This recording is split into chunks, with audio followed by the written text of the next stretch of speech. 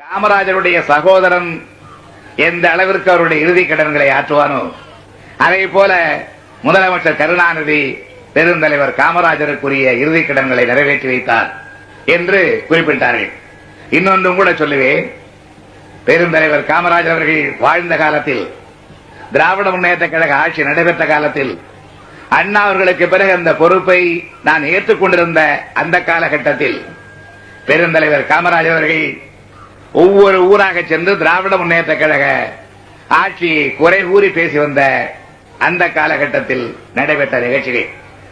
காமராஜர் அவர்களுக்கு அவர்களுடைய உடல் வெப்பம் தாங்காத காரணத்தாலும், வெயில் கொடுமையினால் அவருக்கு பல சங்கடங்கள் ஏற்படுகின்ற காரணத்தாலும் அவர் வெளியூர் சென்று பிரச்சாரம் செய்ய வேண்டியிருக்கிறது. ஆனால் செல்லுகிற இடங்களில் அவர் தங்குகிற இடங்கள் குளிர்சாதன வசதிகள் உள்ளவைகளாக இல்லை. எனவே அதற்கு ஏற்பாடு செய்ய வேண்டும் என்று ராஜாராம் நாயுடு அவர்கள் என்னிடத்தில் எடுத்து சொன்னார்.